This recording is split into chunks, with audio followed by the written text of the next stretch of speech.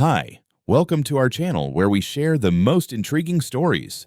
They came with clipboards and fake smiles claiming my grandfather's mountain cabin belonged to them now. Just another community asset. Big mistake. I spent 20 years fighting land fraud for the government. And this time, the war was on my front porch. When I first turned off the gravel trail and saw the roof line of my grandfather's house peeking through the pines, something in my chest clicked into place. It had been years since I'd been up here, and yet every stone in the path, every gnarled tree leaning slightly inward like guardians of the trail, felt familiar. The old cabin, built in the 50s by my grandfather with his bare hands, still stood strong. Cedar shingles, stone foundation, and that rusting weather vane on the roof shaped like a bear, untouched by time. After retiring from the Department of the Interior, I wanted nothing more than solitude, clean air, and a view that didn't involve bureaucrats or land disputes. So, I packed up my life in Sacramento, signed the transfer of deed that had sat in a safe for 27 years, and drove up into the Sierra Nevada with a toolbox, a backup generator, and a damn good bottle of bourbon. The road to the cabin had always been a bit of a maze. An old logging trail, partially paved, barely maintained, but that was the charm. You didn't come up here by accident, which made what happened 2 days after I moved in all the more irritating. It started innocently enough. I was clearing out the front shed, tossing rotten lumber, when I heard a knock on my makeshift gate. Not the kind of knock you'd expect in the wilderness. It was polite, too polite. The kind of knock that came from someone who wanted to sell you something they had no right selling. 3 people stood on the other side, 2 women and a man, matching clipboards. One woman wore a neon vest that read Summit Pines Compliance Division. The man, tall and slightly too groomed for the terrain, gave me a half smile that oozed fake concern. "Afternoon, sir," he said. "We believe there's been a bit of a mix-up." "I doubt it," I replied flatly. He chuckled awkwardly. "You're currently occupying a structure that our records show as a shared amenity property within Summit Pines." I stared at him for a solid beat. "What the hell is Summit Pines?" The other woman, blonde, oversized sunglasses, every inch suburban authority, interjected. "It's the residential community just below the ridge. You must have passed the entrance gate coming up. Lovely homes, very well maintained. This parcel is part of our upper commons."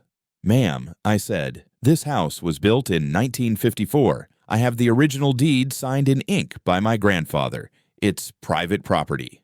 They exchanged looks. The clipboard man leaned forward, fake polite mask still intact.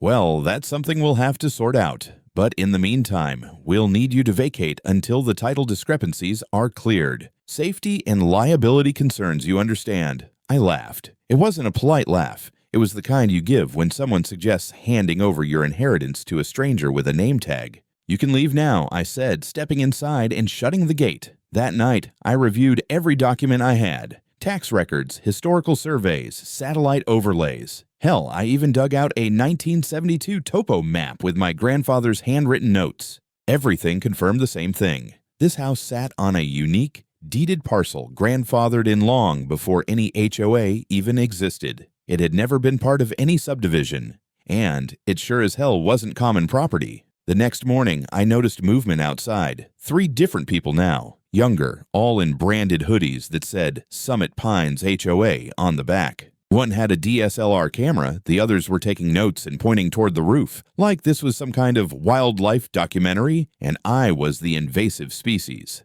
I opened the window. "Smile pretty for the lawsuit," I said, raising my phone. They didn't respond. The one with the camera zoomed in on my front door like he was inspecting termite damage. Then came the knock again. This time, it was one guy, mid-30s, wiry, eyes just a little too excited. He introduced himself as Cole Compliance Lead. "I need to see your occupancy permit," he said, flipping through a stack of forms like he was about to serve me brunch and an eviction. "I need to see your warrant," I replied. He paused, clearly not expecting pushback.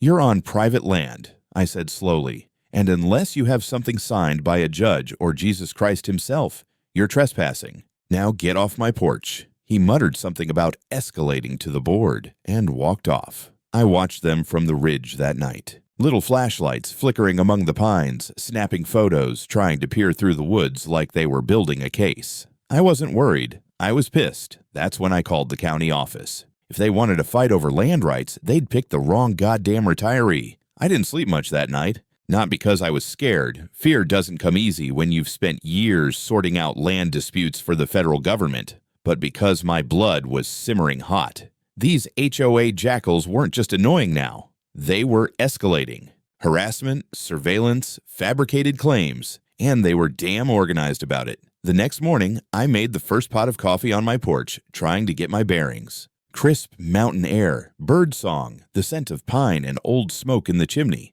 all of it tainted now by the memory of clipboard warriors and unsolicited compliance visits. Just as I took my first sip, a white SUV crawled up the access road and stopped just short of my gate. Out stepped the same overly groomed man from yesterday, but this time he had company, a woman in a designer coat, hair shellacked to immobility, lips pursed so tight she could suck lemons through a straw. She marched to my gate and raised a file folder like a talisman. "We are here to serve notice of your non-compliance with Summit Pines property ordinances," she declared, voice sharp enough to strip bark.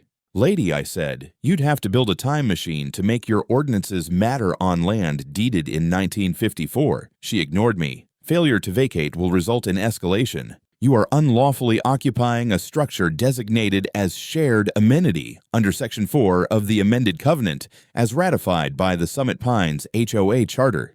Now, that caught my ear. There was no charter touching my land. I knew it. My files knew it. The damn granite under my house knew it. I stepped down and held out my hand. "Let me see it." She hesitated but passed me a copy. I flipped through and almost laughed out loud. The document had been altered recently. Fonts didn't match. The parcel ID had an extra digit. The most galling part, my house was labeled Mountain Commons Shelter, like I was squatting in a glorified picnic bench. "This is a forgery," I said flatly. "You can contest that through proper channels," she replied, snapping the folder shut.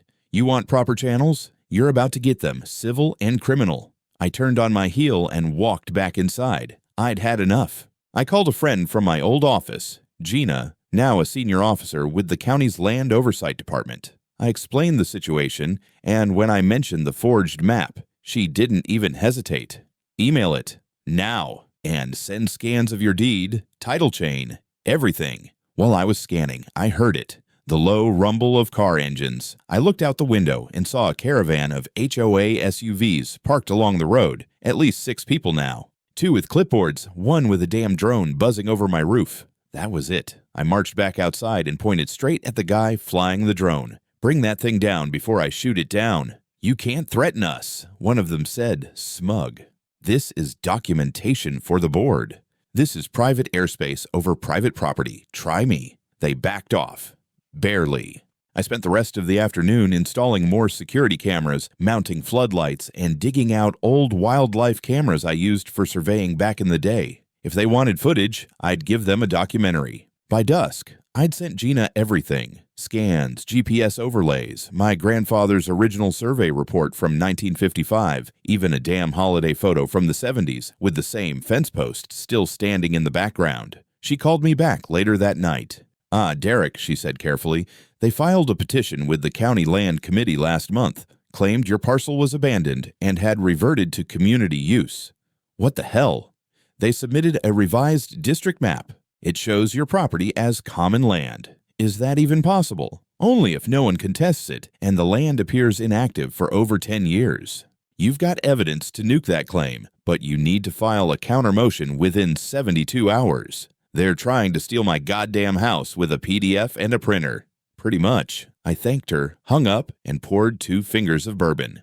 My dog Murphy came to sit by my leg, sensing the tension. I rubbed behind his ears and stared out of the window into the night. They had made a mistake. They assumed I was just some retiree with a cabin in the woods. But I'd spent 20 years mapping contested land boundaries across 3 states. I had testified before Congress about resource rights. I once argued over a fence post with an Apache tribal lawyer for 11 straight hours and walked away with a compromise. They wanted war. Good. I was starting to miss it. The 3rd morning started like the last 2. Early light spilling over the ridgeline, Murphy trotting down the trail for his morning perimeter check, coffee percolating beside my battered boots. What didn't start the same way was the sound of gravel under tires, louder this time, more urgent. I stepped onto the porch, mug in hand, just in time to see the flashing red and blue lights hit the treetops. 3 sheriff's vehicles rolled up like a convoy. One stopped short of the gate. The other 2 pulled to the side as if ready to surround the place.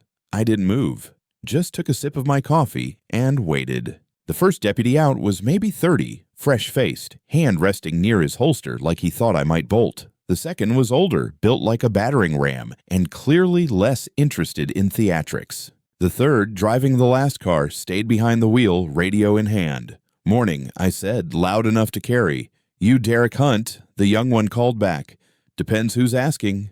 He didn't laugh. "We received a call from the Summit Pines Homeowners Association. They claim someone's occupying a residence here without authorization." "Yeah," I said, nodding slowly. "That'd be me." He looked unsure whether I was joking. The older deputy stepped forward, gaze steady, assessing. "You got ID?" he asked. I handed it over without a word, along with a second folder, a thick one, full of property records, maps, legal documents, my life in ink. He flipped through them while I leaned against the porch rail, letting him take his time. "They're saying this is a community structure," the younger deputy said, eyes narrowing like he didn't quite believe it himself. "Shared property." "Tell me," I said, "how many community structures have a 26-year tax history, deeded ownership, and a VA mortgage from 1965 paid off in full?" That got a reaction. The older deputy grunted and handed my documents back. "Looks in order. You got any legal proceedings underway?" "County Land Committee has a false petition filed by HOA. My response goes in today. Their maps fabricated. And the drone." I nodded toward the house. "Got footage. They flew it over my property line. Trespass and surveillance." He scratched his chin, then looked at the younger one. "We're done here." "You sure? Unless you feel like getting sued." That shut him up. They got back in their cars. Before the convoy rolled away, the older deputy gave me a faint nod. Respectful, maybe even a little sympathetic, but not committed. Not yet. As the dust settled and Murphy padded back to my side, I realized something critical. They weren't trying to intimidate me anymore. They were testing the edges, seeing if they could get me to blink. HOA had used the oldest play in the book, get the law involved fast and early before anyone has time to think. But I'd thought, I'd prepared. I spent the rest of that day assembling the countermotion. Gina helped me line up every required exhibit, original land surveys, the chain of title dating back to the 50s, notarized affidavits from surviving family members, my own declaration. We filed before the 48-hour mark with receipts and timestamps, but just as I hit send, I received a new email from the county's Zoning Oversight Division. The subject line made my stomach tighten. Petition for emergency access to shared community shelter, hearing scheduled. HOA had filed again, this time not to claim ownership. No, they were trying to backdoor their way in. Their logic? My home, incorrectly labeled as a community shelter, posed potential hazards, fire safety, structural decay, unmonitored occupancy. They were requesting court-ordered access to inspect the premises on behalf of community interest. It was brilliant in its audacity. They'd moved from claiming the house was theirs to demanding emergency access to it and using public safety to do it. I stared at the screen, jaw clenched. The hearing was set for 3 days from now. If they got temporary access, they could come in, take photos, plant evidence, claim violations. Once they were inside, it'd be 10 times harder to close the door. I reached for my bourbon but stopped halfway. This wasn't the moment for comfort. It was the moment to prepare for war. That night, I backed up all footage from the outdoor cameras, sent copies to Gina, my lawyer, and 2 other people I trusted. I printed hard copies of my tax payments going back 15 years. I even charged the old wildlife trail cams I used during boundary disputes back in Utah. Mounted one in a tree facing the gate, another watching the back trail. Murphy sat beside me on the porch again, tail thumping once, then going still. I didn't speak. I just stared at the forest. They weren't going to take this place from me. Not now. Not ever. The courthouse was a squat concrete bunker pretending to be civic architecture. I'd been in dozens like it. As a government surveyor, I used to testify in land disputes from Idaho to New Mexico. But this time, I wasn't the expert. I was the target. Inside courtroom 3, everything smelled like mildew and ancient carpet glue. The judge was a graying woman with a face like stone and a reputation for impatience. Across the aisle, HOA had shown up in force. 3 board members, 1 suit-and-tie attorney, and, of course, Karen Gellner, the queen bee herself. She looked at me like I'd tracked mud into her country club. Case number SP2921, the clerk called. Summit Pines Homeowners Association versus Derek Hunt. Their lawyer started with a show, concerned tone, rehearsed lines. He spun the court a fantasy about shared mountain safety, outdated infrastructure, and unregistered occupancy. He even waived a fire marshal's report, which, I noted, had no official seal. Then came their masterpiece, the fake map. Again.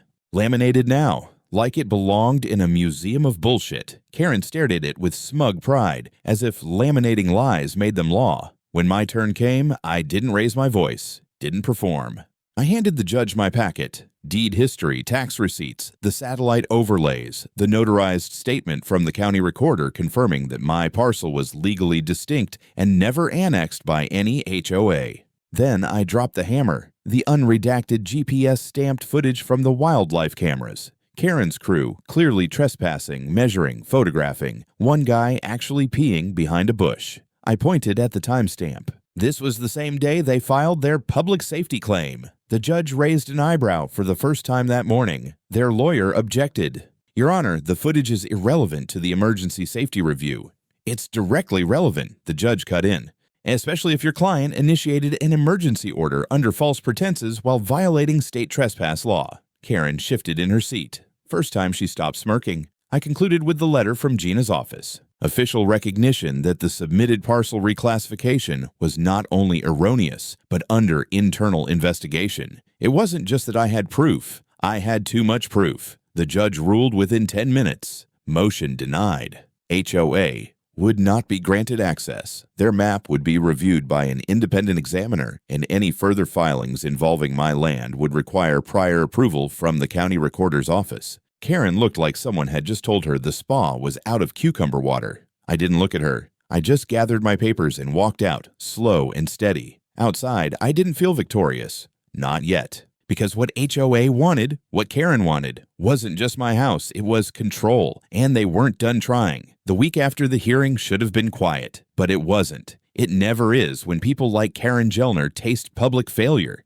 They don't retreat. They reload. 3 days later, a manila envelope showed up at my gate, taped to the fence like a ransom note. Inside was a copy of a new subdivision plan, a corrected map of the Summit Pines Overlay District. And there it was again, my parcel labeled Mountain Commons Shelter sitting in the middle of a nice pastel patchwork of HOA-controlled zones like it had always belonged. This version looked more official. Different fonts, new legend box, and this time an embossed seal in the corner. From some private surveying outfit called Ridgeline Boundary Group. Never heard of them, but the name stank. I called Gina again. She picked up with, "Please tell me they haven't filed another one." "They have," I said, and explained the envelope. I could hear her fingers clacking on a keyboard. A minute later, she exhaled sharply. "Yep, just hit the internal docket. It's not a county filing. They submitted it to the state parcel archive as an update, citing an agreement with a local private surveyor. Not an official resurvey, just a revision. That even legal? It's a trick. If no one challenges it, and enough downstream systems sync with that data, tax records, zoning apps, even realtor tools, it can start to look real. It's how people erase property lines without a bulldozer. I paced the porch, fury bubbling behind my ribs. "You ever hear of Ridgeline?" "Hold on," she muttered. A few taps later, her voice dropped. "Okay, this is dirty. Ridgeline isn't certified for cadastral submissions in this state. In fact, their license lapsed 2 years ago. But they're still active and registered to a P.O. box in the same county as Summit Pines. Let me guess, one of their board members. No public link yet, but I'd bet money." That night, I dug deeper. Online property forums, archived meeting notes, public land logs. Ridgeline's name popped up in 3 other filings in the last 18 months. All near planned expansions of Summit Pines. In 2 of them, the original owners had either sold under pressure or had their property reclassified and taxed out of usability. And here's the kicker, none of those filings were ever reversed. I reached out to a guy I knew from my federal days, Marcus Lynn, ex-USGS and now private land consultant. I sent him Ridgeline's filings and asked for a second opinion. He called me 30 minutes later. "They're ghost mapping you," he said bluntly. "It's not about getting inside your house. It's about redrawing the map so, one day, they don't have to." What's the play? They're laundering a fake map through enough bureaucratic cracks that within a year, your parcel shows up in systems as communal. By the time you notice your tax status changed or get an HOA fee in the mail, you're too far behind to undo it without court. I felt cold, not afraid, just cold, like the kind of chill you get standing on a fault line before the quake hits. I asked Marcus if he knew anyone at the Federal Registrar willing to look into this. He said he'd make some calls. Meanwhile, I printed every version of the fake map I'd found, labeled each one, and stuck them to the inside wall of the cabin like a war room. Each one was dated, cross-referenced, highlighted. They were drawing battle lines in ink. And I was about to start returning fire. The county assessor's inspection team arrived unannounced 2 days later. 3 of them, high-visibility vests, clipboards, one guy with a drone again, parked just outside the gate and started taking notes. No knock, no notice, no warrant. Just 3 bureaucratic termites circling the cabin like it was already condemned. I stepped outside and waved. "You lost?" I asked. The oldest one, tall and weather-beaten, took the lead. "We're conducting a routine land integrity audit. Parcel 3817C, elevation zone review." "Funny," I said. "That parcel doesn't exist in the Federal Registry." He hesitated, then checked his clipboard. "Our records show it as Mountain Commons. Subdivision reclassification pending." "Pending, not approved. You're standing on sovereign private property. Want to see the deed again?" He looked annoyed, but professional. "We've got orders to review possible discrepancies in boundary alignment and emergency access zones." "Under whose direction?" He paused too long. I knew the look. He was bluffing with a half-valid form, hoping I'd fold. "Tell you what," I said. "You can step back to your truck and wait. I'm calling the sheriff. If you've got the legal right to be here, they'll back you up. If not, I'll file trespass and misuse of public office." They didn't argue, just retreated to the car and made some phone calls of their own. While they waited, I called Gina again. "I think Karen's leveraging someone inside the assessor's office." She sighed like she already knew it. "Their director's brother-in-law is on the Summit Pines advisory board. It's thin, but it smells. Can we force a review?" "Yes, and we will."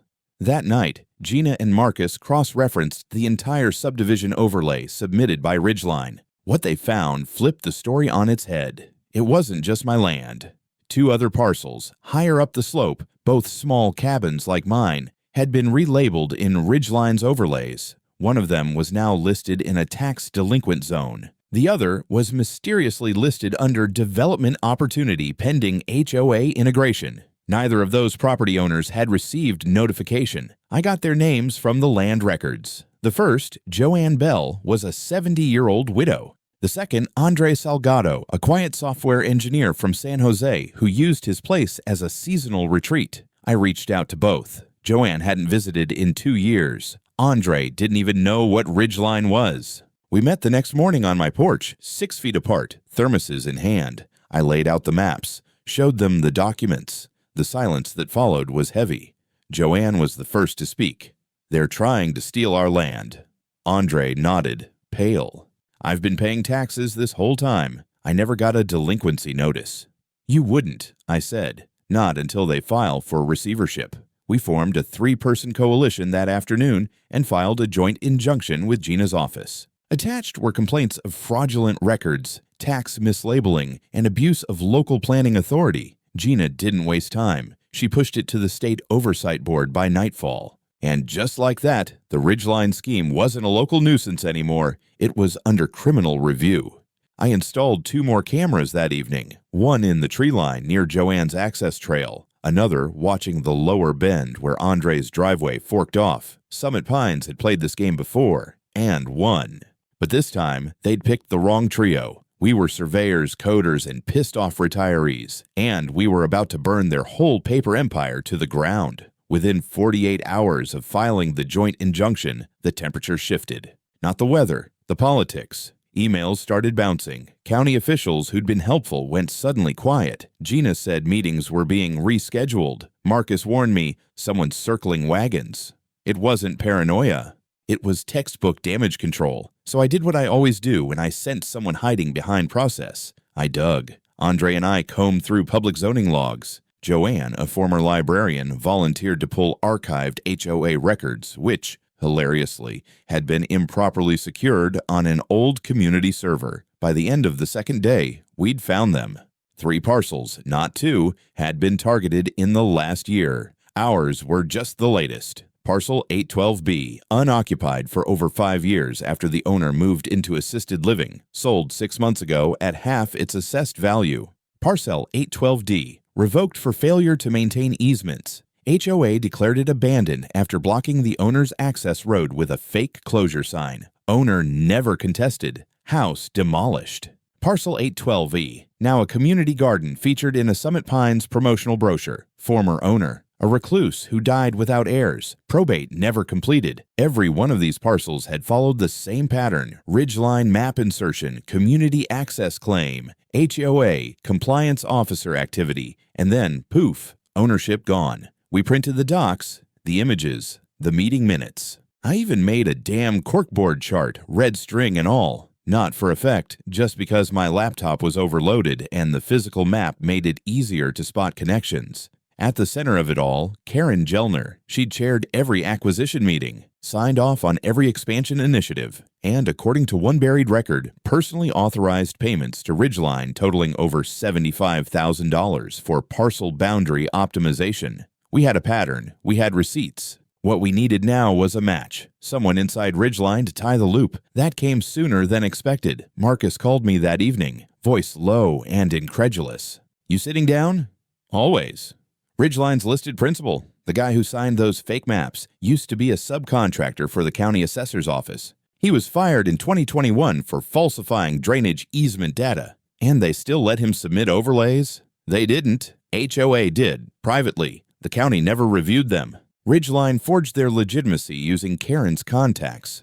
The fraud was bigger than we thought. Worse, it was working. Joanne checked her mail the next morning and found a letter from the county treasurer, notice of property review, parcel adjustment pending. Andre got a tax delinquency notice for over $4,000 in back assessments. Mine hadn't arrived yet, but I knew it was coming. We drove straight to the county building. Gina met us in the parking lot, clipboard in hand, face taut.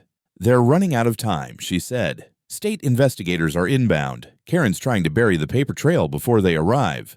"Too late," I said. I handed her the corkboard photos, printed docs, and the payment trail. She blinked. "Holy hell!" Then she smiled for the first time in weeks. "Okay," she said. "Now we go nuclear." The state team arrived on a Wednesday, 4 investigators in plain clothes, and a woman named Ortega, who introduced herself as a land fraud compliance lead. She had the poise of a litigator and the eyes of someone who didn't tolerate bullshit. We met at the county building, where Gina handed over our entire evidence package, triple copied and indexed. Karen wasn't there. She was unavailable for comment, which apparently meant she was holed up in her gated home down in the Summit Pines core, pretending none of this existed. But her board showed up, tight-lipped, polished, and lawyered up. The meeting started as a review of anomalous parcel adjustments. It ended as the beginning of a formal criminal inquiry. Ortega laid it out in dry, professional terms: pattern fraud, document falsification, real estate manipulation, and potential conspiracy to defraud multiple private property owners under the guise of HOA governance. That night, Gina called me. "You'll want to sit down again."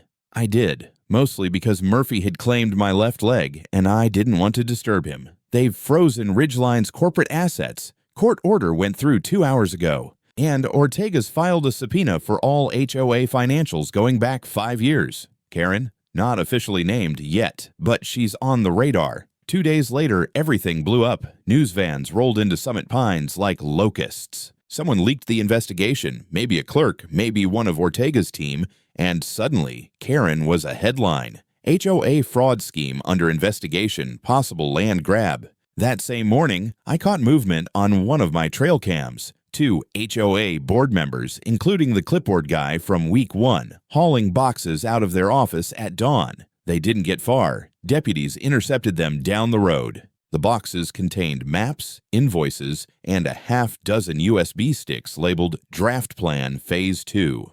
I got the footage and forwarded it to Gina. 5 hours later, Ortega issued warrants for both of them: obstruction and destruction of public records. Karen, she finally made a move. Filed a public statement through her attorney. All actions taken by the HOA were in accordance with charter procedures and within the scope of community management standards.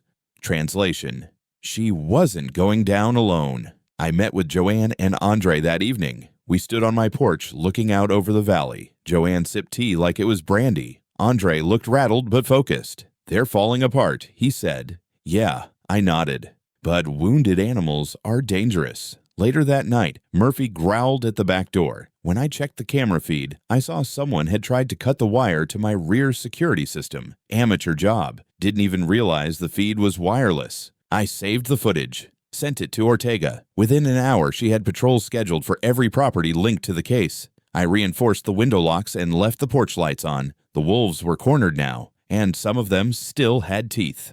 The courtroom looked different this time. More press, more tension, more suits. Karen Gellner finally showed up. All pearls, pastel blazer, and that tight-jawed smirk she wore like armor. She sat with her lawyer at the defense table while the rest of the Summit Pines board shuffled in behind her, looking like a corporate retreat gone horribly wrong. The charges read like a corporate horror novel: conspiracy to commit fraud, forgery of cadastral documentation, misappropriation of community funds, obstruction of justice, unlawful property seizure, and misuse of official channels. They didn't even bother to deny the documents. The evidence was overwhelming. Ridgeline's payments were traceable. The fake maps were time-stamped and embedded with Karen's metadata. The USB drives, the ones intercepted during the Morning Box exodus, contained a detailed expansion plan. 13 additional parcels targeted, 6 already under manipulation.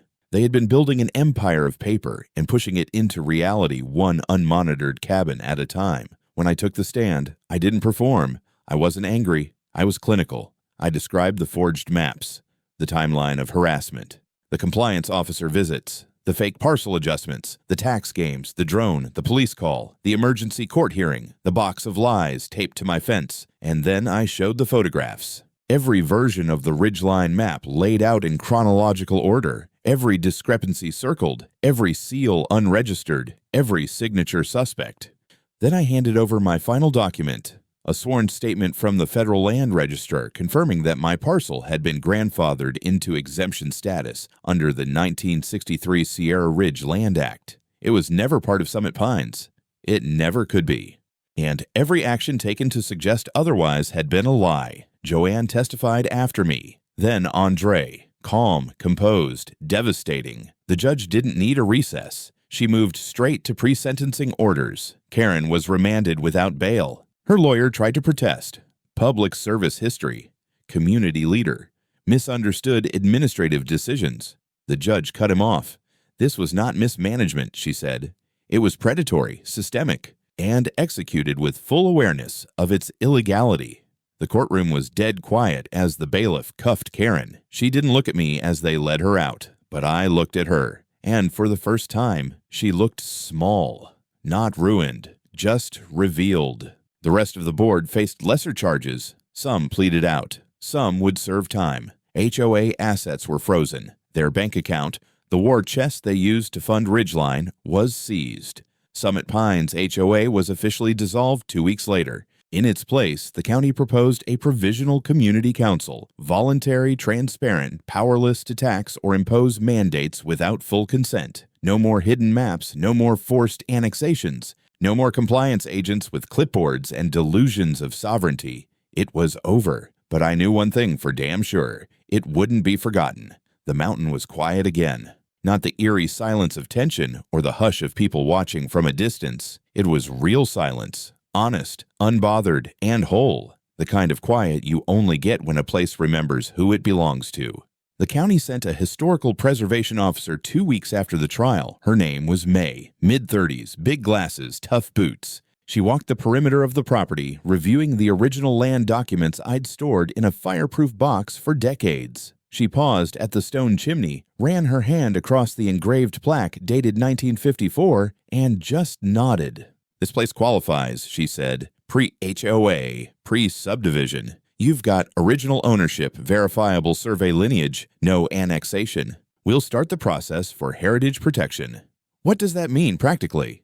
It means no one's ever touching this land without your written consent. Not the county, not a developer, not even if a dozen HOAs spring up around you and try again. It'll be codified into the land use charter. They can build a ski resort at the bottom of this hill, but they'll never move the line an inch uphill. It wasn't just a win, it was finality. Legally encoded, federally shielded finality. I added a new sign at the gate that weekend. White lettering on black steel. Not flashy, not threatening, just truth. Private property. EST. 1954 Protected by Federal Land Act, trespassers will be documented, reported, and publicly mocked. Murphy liked it. He peed on the post as a finishing touch. Joanne decided to keep her place after all. She'd considered selling after the ordeal, fear does that, but when the fraud collapsed and her tax status was restored, she said, "Screw them. I raised 3 kids in that cabin. They can pry it from my cold, sun-spotted hands." Andre bought new solar panels and installed a trail cam network even better than mine. He started coming up every other weekend, working less, hiking more. The county set up a restitution fund using seized HOA assets. Every targeted owner was reimbursed. Some even received surplus payouts after Karen's frozen accounts were tallied. She'd been quietly siphoning HOA dues into Ridgeline under consulting invoices. It wasn't just theft, it was embezzlement. Her sentence ended up being 10 years, minimum 5 without parole. When I saw her mugshot on the local news, she didn't look furious or vengeful. She looked tired, like someone who'd finally reached the end of a long losing con. Gina got promoted. Ortega published a report that made state headlines. Marcus and I still trade emails, mostly memes and bad surveyor jokes. I started teaching part-time at a nearby community college. Introduction to Land Law and Property Ethics. Class fills up every semester. And the mountain. It's still mine. Not just in paper or law, but in spirit, in sweat, in blood and bourbon. And when strangers drive up the old logging trail now, they stop at the gate, see the sign, and they turn around. Except one. A kid in a rusted Subaru, maps on his dash, wearing boots too clean. He waved. I waved back. Maybe he's just lost, or maybe he's looking for something worth fighting for.